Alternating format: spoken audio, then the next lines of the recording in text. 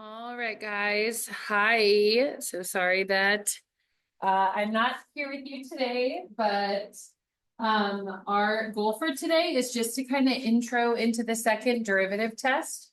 So we did the first derivative test last class. And so today is going to be very similar to that, which is why I feel like y'all can handle it, even though I'm not here. So take a look up here at the top. Remember that your first derivative tells you about your function's slope at that point. So your first derivative test can be used to find mins and maxes, increasing and decreasing intervals. The second derivative test is going to indicate a function's concavity at that point. So your graph will be considered concave up when it's kind of bent like this. Think up like a cup, down like a round. Okay, so concave up, your graph should look like the first option. Concave down, your graph should look like the second option. Okay, here are your steps. Let's run through it. Step number one is you're going to take the derivative not just once, but twice. Okay, then after you take the derivative twice, you're going to find your critical numbers, but this time they're going to be critical numbers for the second derivative. You're going to find those by setting it equal to 0 or undefined. Remember, undefined will only be an option if f double prime, fix that for me, if f double prime has an x left over in the bottom of the fraction. From there, you are going to do an interval test, but you're testing for the sign of f double prime, or the second term. Your graph will be concave up when your f double prime of x is positive. Your graph will be concave down when f double prime of x gives you a negative value. Okay? The points where your concavity changes are referred to as inflection points. So it says f of x has an inflection point when f double prime changes sign. Okay.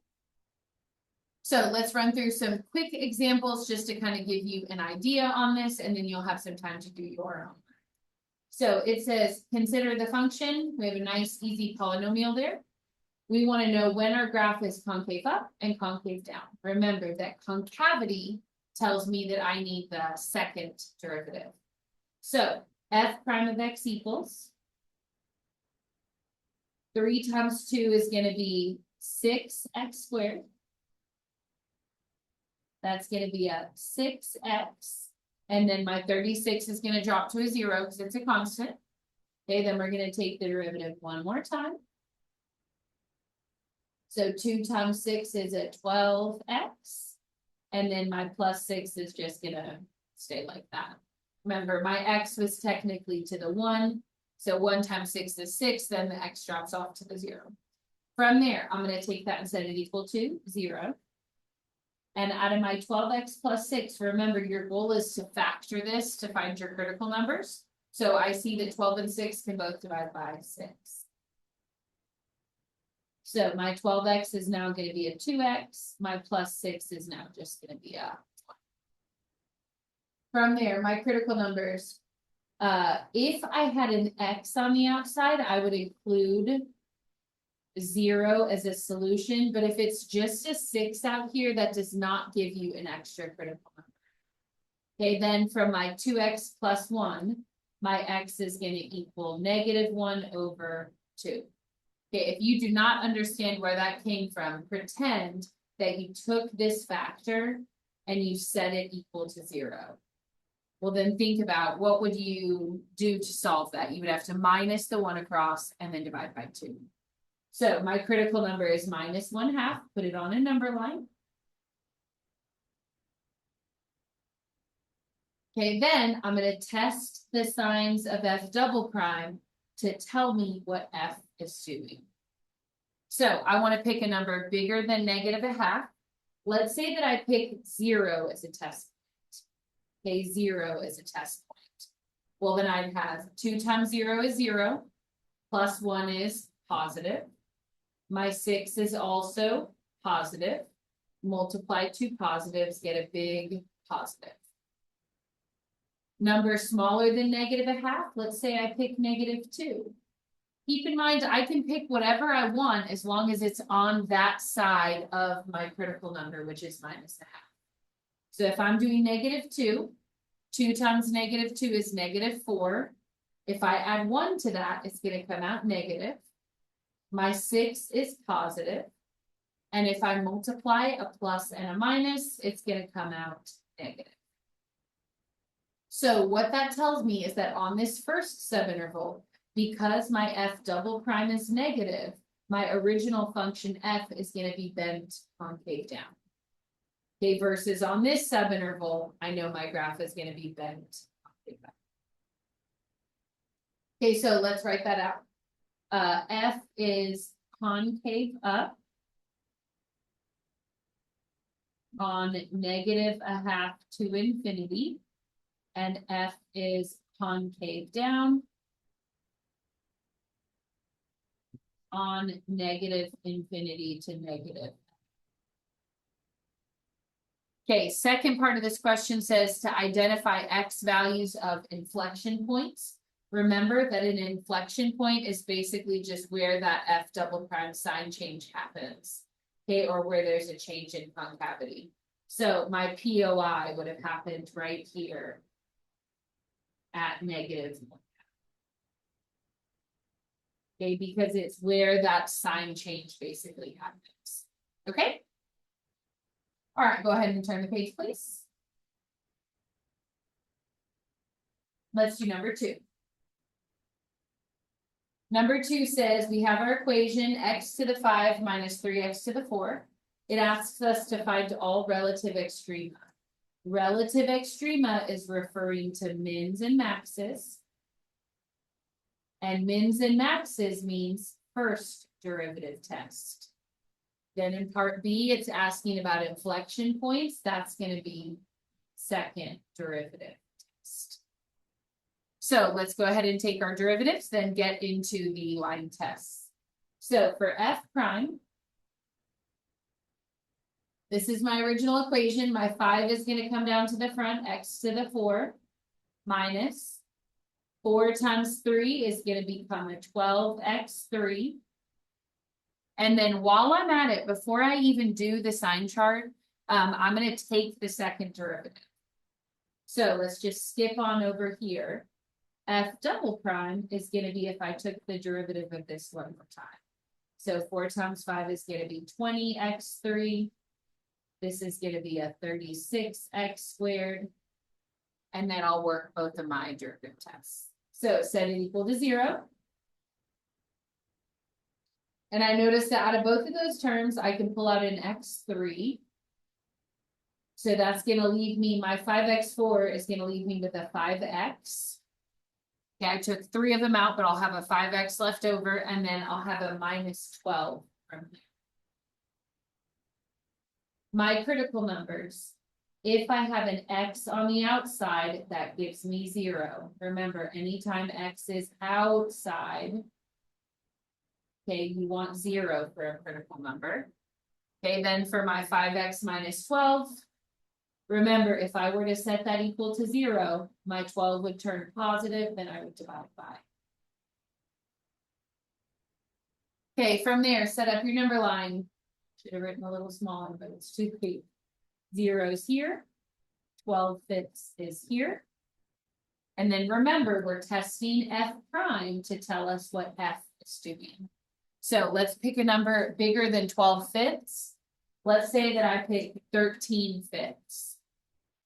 Okay, just to keep it easy. So bigger than 12/5 is 13/5. Plug it in right here. 13/5 times 5 is 13. Then take away 12. It'll come out positive.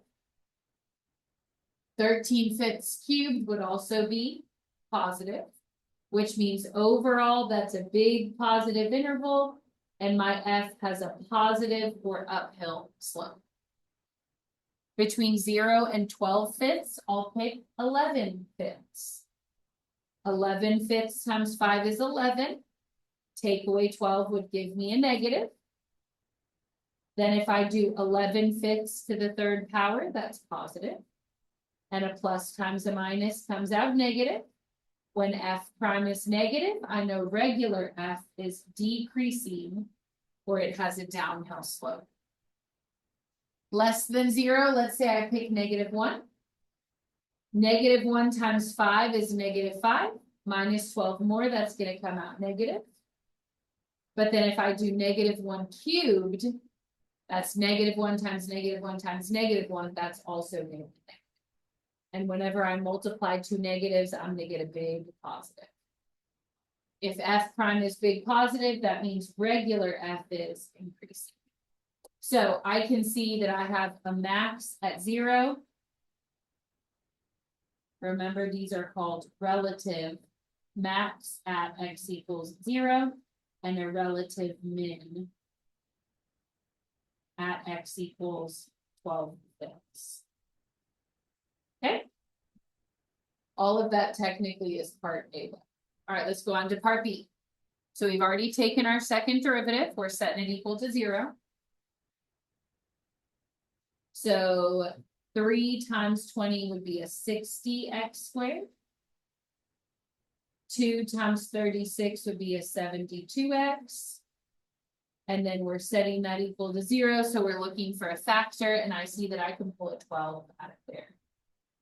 Also, I could take out an x. So out of my 60x squared, that's going to leave me with a 5x.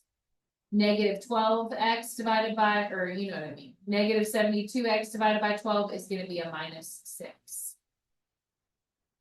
So my critical numbers for my second derivative are going to be x on the outside gives me 0. And then 5x minus 6 is going to give me, remember, mini set it equal to 0. The -6 goes positive, divide by 5. So we got two critical numbers for our second derivative. Let's put those on. Zeros here, 16/5 is. Remember, if I want to go, oops, that was, sorry, just a 6/5. If I want to go bigger than 6/5, make it easy on yourself, just pick 7/5. Okay, so if I make this a 7/5, 7/5 times 5 is 7. Take away 6 comes out positive. 7/5 times 12, that's also positive.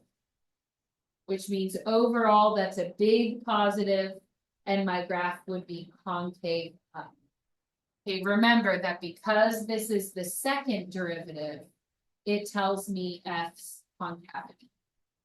Okay, between 0 and 6/5, let's say I want to pick smaller than that, I'll pick 5/5. Now, if you think about 5/5, that's really just 1, right? So 5 times 1 is 5, take away 6 is negative. 5 times 12 is positive. And if I multiply a negative and a positive, that's big. Which tells me that my F graph would be concave down like a frown. Okay, last one to the left of 0. Let's say I pick -1. 12 times -1 is going to be a negative over here. 5 times -1 is negative, minus 6 more is also negative. But when I multiply two negatives, I get a big positive. And remember, big positive means F was concave up like a cup. So for this question, it says, finds the values where the inflection points occur. You would say that you have an inflection point at x equals 0 and at 6/5. Now, if either one of those had gone like plus to plus or minus to minus, that would not count as an inflection point. There does have to actually be a sign change, just like mins and maxes. Okay, part C. I know I kind of scribbled on it, but do your best to read. It says, determine all the intervals where the graph of f is both decreasing and concave down. So for part C, if I want it to be decreasing and concave down, then essentially what I want to do is a first and second derivative test, but I want to kind of like put them on top of each other. So let me show you what I mean. Okay, first I'm going to do f prime. Then I'm going to do f double prime. So remember, we already did all the work for this. We're just kind of lining them up. So for my first derivative, I got 0 and 12/5. And remember that it went plus, minus, plus. I'm just copying the work from right here. Okay, for my second derivative, my critical numbers were 0 and 6/5. We'll put 6/5 right here. Because remember, it should be smaller than 12/5. And my signs were plus, minus, plus. So if I want my graph to be both decreasing and concave down, then I want to choose the sections of the graph where I have negatives on both charts. So that happens for a brief instance right here between 0 and 6/5. Okay, and on your homework, you will get different combinations. But basically, you just want to stack your number lines and look for where you have basically whatever combination they want. So we'll do one more of these, and then you guys will have some time to work on your. Okay, take a look at the next one. Number 3, last one for today. I have my derivative or my original equation, and I want to know where it's decreasing and concave up. So decreasing means that I want f prime of x to be negative. Because remember, decreasing means a downhill slope. That's a first derivative. And then concave up means that I want f double prime of x to be positive. Concavity is a second derivative issue. So we'll do our first derivative test, our second derivative test, then we'll stack them. Here we go. My original f is right here. So I'm going to take the first derivative. So that'd be 4x3. 3 times 16 is 48x squared. And then before I do my sign chart, I'm going to go ahead and set up my second derivative right next to it. So if it was 4x cubed minus 48x squared, that's going to go to a 12x squared minus 2 times 48 is 96x. Okay, this is my first derivative test on the left. This is my second derivative test. All right, let's set it equal to 0. First thing I'm going to do is look for GCF. I see both of those can pull out a 4x squared. That's going to leave me with x minus, which means that my critical numbers are going to be 0 and 12. Set up your number line, 0 and 12. And actually, I wish I had drawn that over here, but it's fine. So we'll do 0 and 12. Take a second to sign chart that. Bigger than 12, I could pick 13. 13 minus 12 is plus. 13 squared is plus. The 4 is also a plus, which means big plus. That tells me that if f prime is positive, f is increasing. Between 0 and 12, let's say I pick 11. 11 minus 12 is negative. 11 squared is positive. 4 is also positive. Multiply those 3 together, I get big negative, which means f is decreasing. Okay, one more interval left. Pick a number smaller than 0. Say I pick -1. -1 minus 12 is negative. Careful here. -1 squared, or -1 times -1 again, that comes out positive. The 4 is also positive. So if it's plus, plus, minus, that's overall minus. All right, we're done with our first derivative test. Keep in mind at this point, we could identify any maxes, mins, increasing, decreasing. Okay, let's go on to our second derivative test. Go ahead and set that equal to 0 for me. Just 1 sec.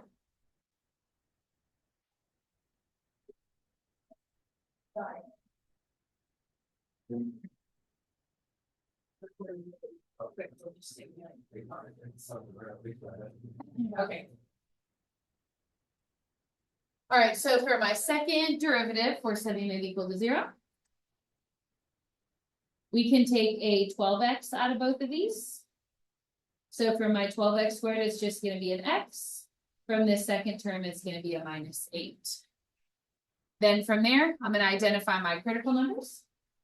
12x on the outside means that x equals 0. X minus 8 gives me x equals 8. Okay, then remember, I'm going to take those numbers, put them on a f double prime. Pick a number bigger than 8. Let's say we pick 9. Well, then if I do 9 minus 8, that's going to be positive. 12 times 9, that would also be positive. Multiply two positives, big positive. But remember, because this is f double prime, it tells me f is concave. Between 0 and 8, let's say I want to pick 5. Okay, but remember, any number between these will do. 5 minus 8 is negative. 5 times 12 would be positive. Negative times a positive is overall big negative, which means f is concave down. Last one, I need a number smaller than 0. Let's say I pick -1. -1 minus 8 more, that's a negative. -1 times 12 is another negative. But if I multiply two negatives, I get a big positive, which tells me concave up. Okay, then from there, let's go back to our original question. We want to know where our graph is both decreasing and concave up. So my recommendation, if it were me and my homework, is I would take this guy and this guy, line them up with each other, and then look for the sign combination that you. So for my double sign chart, I'm pretty much always going to do f prime on the top and then f double prime on the bottom. So for f prime, I had a 0 and a 12. My signs were minus, minus, plus. I'm just reading this off of the work that I already did. And then for my second derivative test, my numbers were 0 and 8. My signs were plus, minus, plus. Okay, then remember, we want a negative first derivative. So that would be here to here. And I also want a positive second derivative, which would be here to here and here to here.